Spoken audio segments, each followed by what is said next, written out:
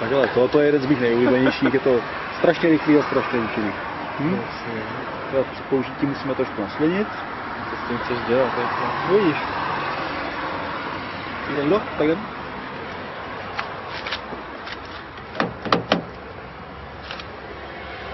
Tak já to musím těsnit.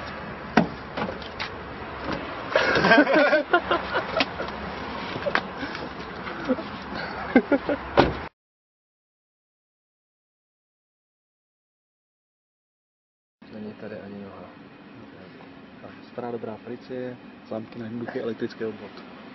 Tohle je co? To je 1800 kV, kamaráde. Takže my do těch zámků pustíme 1800 kV a uvidíme, co se stane. Jenom bacha, ničeho se nedotýkat.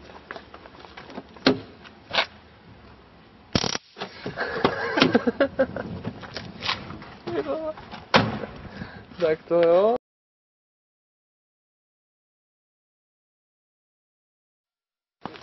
Víš co, oni ty dálkový ovladače fungují stejně jako dálkový ovládání u moderních aut, takže je úplně jedno, jestli otevíráš DVDčko televizi. A nebo bude mít počkej, tady je, víš jo? Krasavec.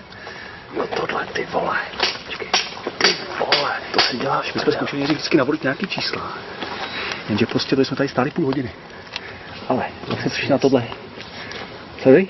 No. Jdem? Jasně. Tak já za 3 teď.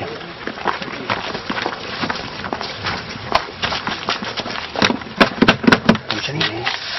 Ale musíš mačkat všechny najednou. Sleduj. Nekecej. Udáme.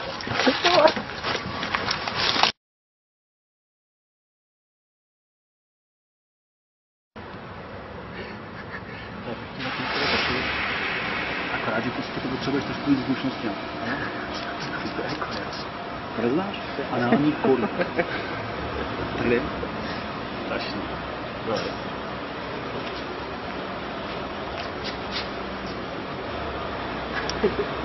Použiješ lubrikant. Bacha.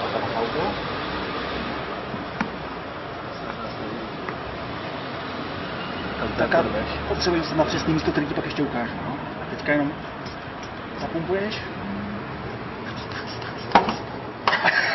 A je to.